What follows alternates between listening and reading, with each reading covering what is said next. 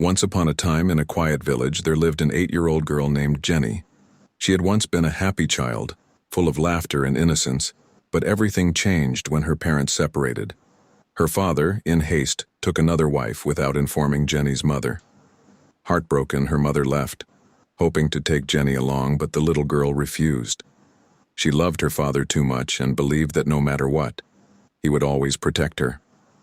But Jeni was wrong. Her stepmother, a woman with a heart as cold as stone, never saw Jeni as family. She saw her as a burden, an unwanted shadow of the past.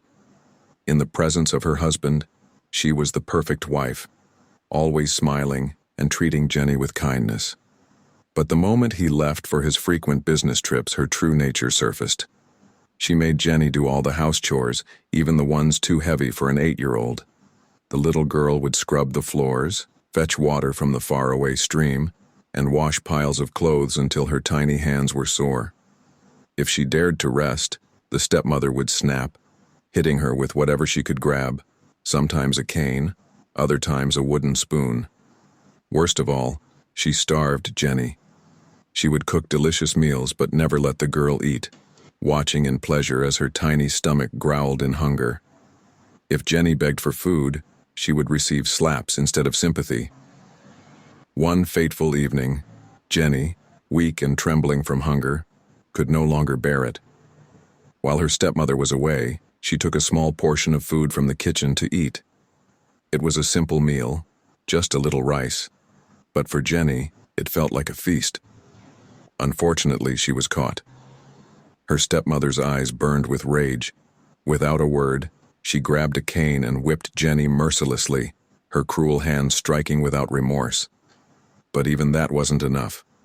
That night, when the village was silent, and only the crickets whispered, the stepmother dragged Jeni outside.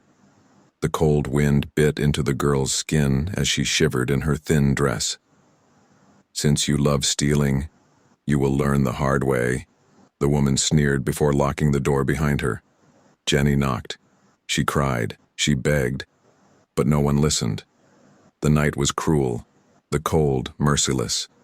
With no shelter, no warmth, and no love, Jeni curled up in a corner, her little body trembling, her breath becoming fainter and fainter.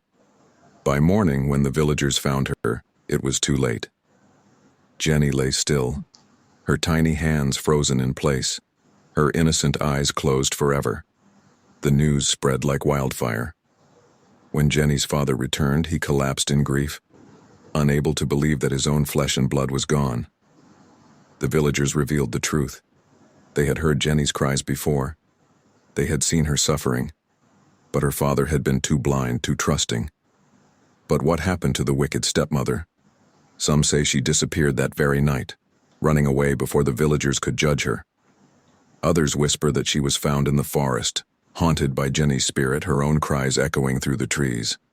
One thing was certain: Jeni's story was never forgotten.